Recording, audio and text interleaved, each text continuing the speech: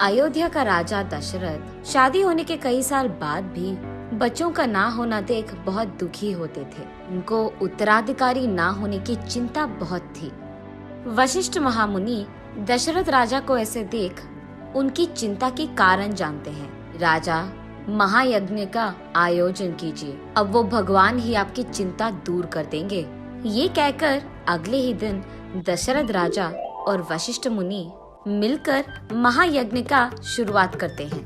यज्ञ के दौरान एक शक्तिशाली आदमी प्रसाद लेकर उस यज्ञ की आग से बाहर आता है। इस प्रसाद को अपने 3 बीवियों में बांट दो, ये कहकर प्रसाद को दशरथ राजा के हाथ में देते हैं। कुछ ही दिनों में कौशल्या को राम, कुछ और दिन बाद सुमित्रा को लक्ष्मण और कुछ और दिन गुजरने के बाद कैकेयी को भरत और शत्रुघ्न जन्मते हैं।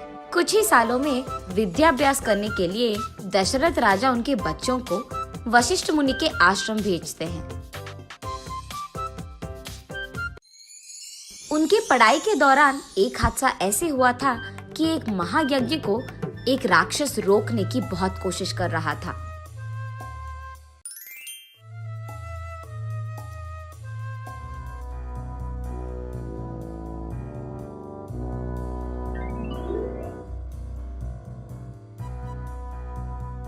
तब राम उसका ताकत और बुद्धि का इस्तेमाल करके उस राक्षस को खत्म कर देता है और यज्ञ के बीच कोई आपत्ति नहीं आने देता है। श्री राम की वीरता का वशिष्ठ महामुनि कदर करते हैं। दूसरी तरफ जनक महाराज सीता स्वयंवर के लिए डंडोरा पिटवाते हैं।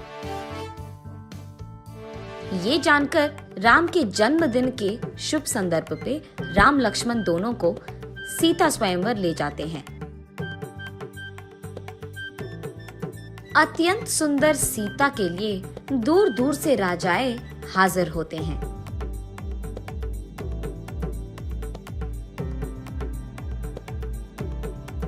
वही मौजूद शिव धनुष को जो आदमी तोड़ता है, जनक महाराज कहते हैं कि वही आदमी सीता के पति बन पाएंगे। वही हाजिर बहुत सारे राजाएं उनकी अपने अपनी ताकत का दिखावा करते हैं, लेकिन सारी कोशिश विफल होते हैं।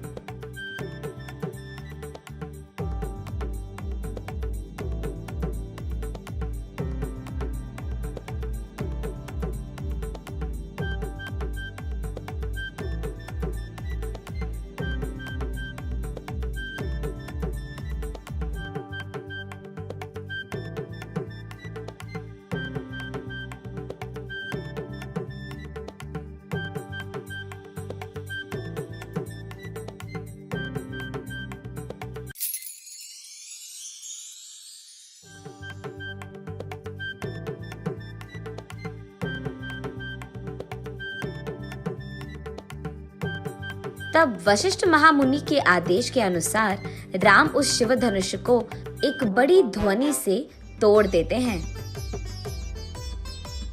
तब जनक महाराज सभी के आशीर्वाद से राम और सीता की शादी धूमधाम से करवाते हैं।